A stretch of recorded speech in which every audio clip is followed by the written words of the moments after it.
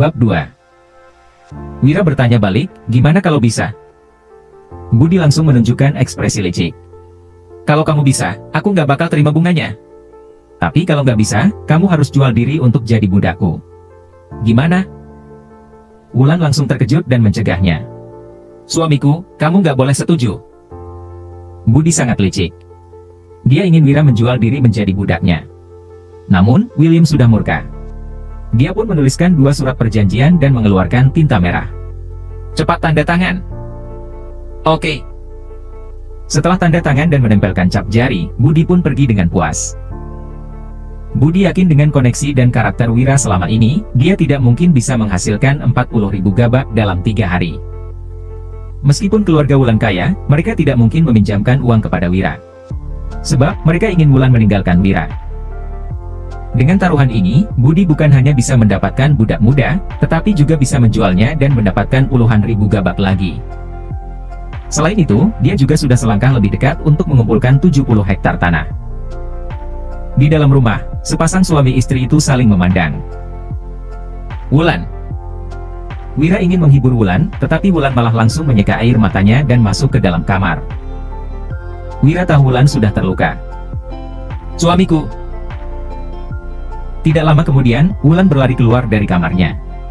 Dia membuka sebuah tas kecil dengan ekspresi tidak rela dan berkata, ayo kita pergi ke ibu kota provinsi untuk gadai gelang ini.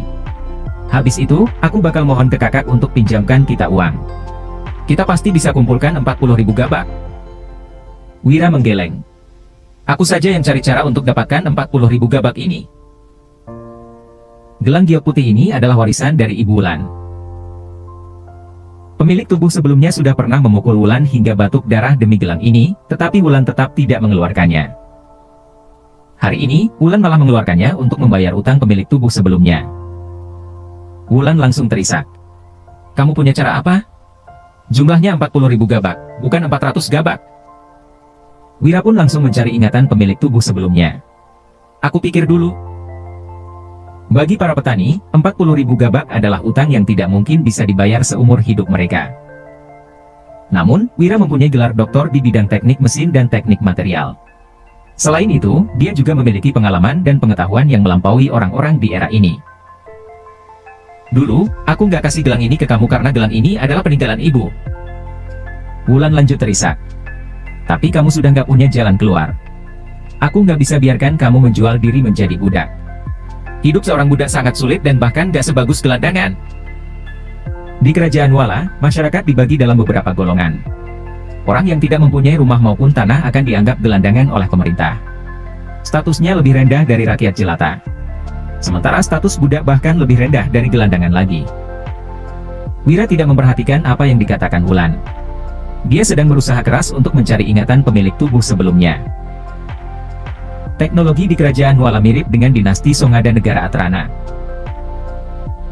Wira yang mempunyai gelar doktor di bidang teknik mesin dan teknik material pasti bisa menciptakan sesuatu yang baru. Namun, desa kecil ini bahkan tidak mempunyai toko besi. Orang yang sangat berbakat sekalipun tidak akan bisa maju di desa ini. Tapi ini benar-benar yang terakhir kali, ya. Kelak, kakak pasti nggak bakal bantu kita lagi. Wulan menyeka air matanya, lalu mendongak. Kalau kamu pinjam uang dari luar lagi, aku benar-benar sudah nggak bisa bantu. Kalau kamu jadi gelandangan, aku bakal temani kamu jadi gelandangan. Ketemu cara. Mata Wira langsung berbinar. Dia mengambil sebungkus tepung kedelai, lesung batu dan cangkul, lalu keluar dari rumah dengan menjinjing keranjang bambu. Suamiku? Wulan sangat heran.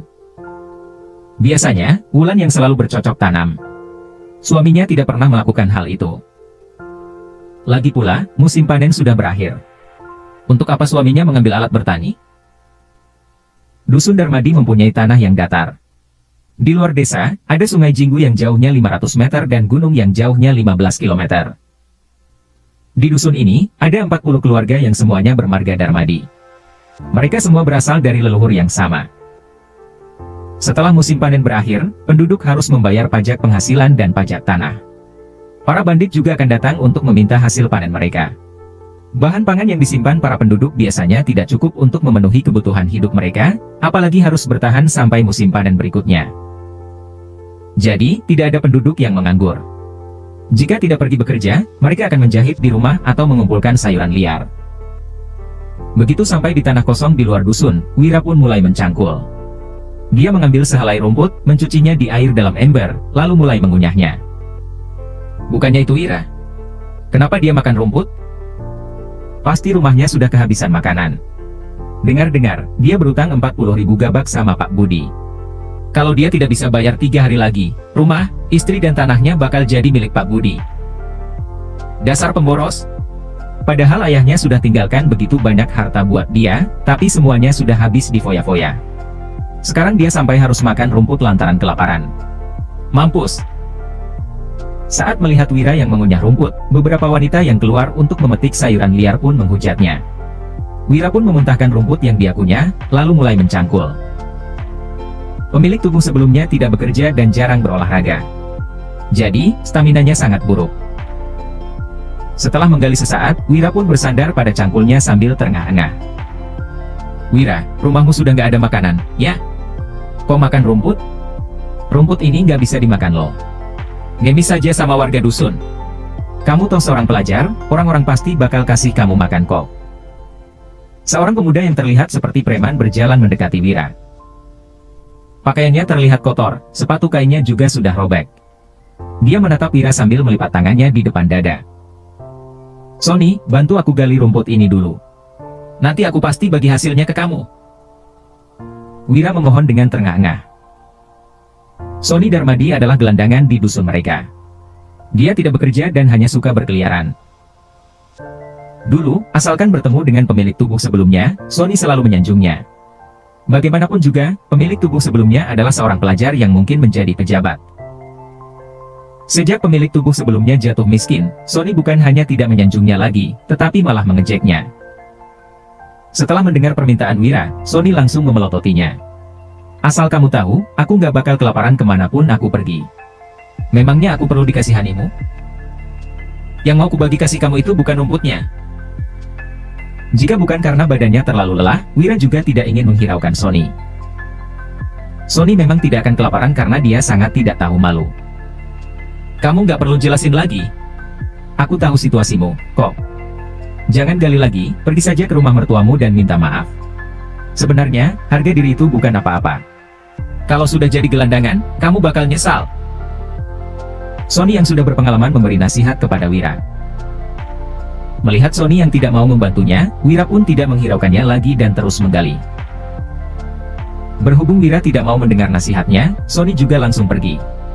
Sebelum pergi, dia berkata, kalau nggak mau dengar nasihat orang, yang rugi juga kamu sendiri. Wira, rumput itu nggak bisa dimakan. Ayo ikut aku. Aku kasih kamu sedikit makanan dulu.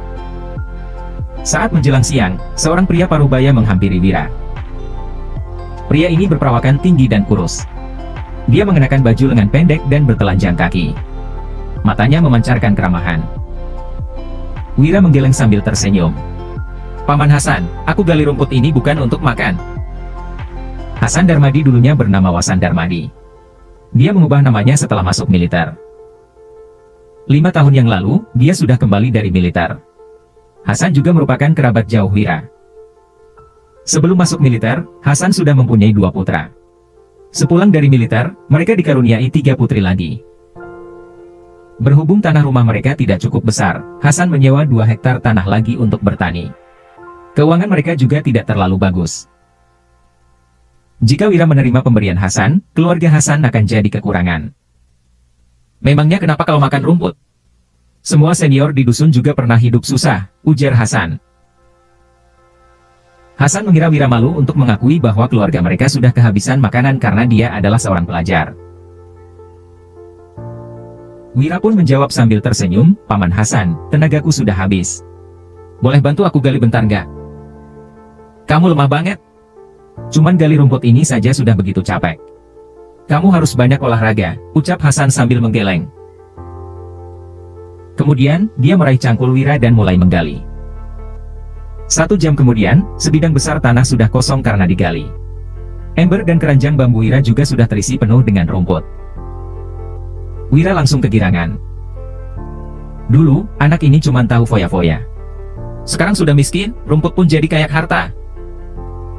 Hasan menatap Wira dengan kasihan, lalu meletakkan cangkulnya dan pergi.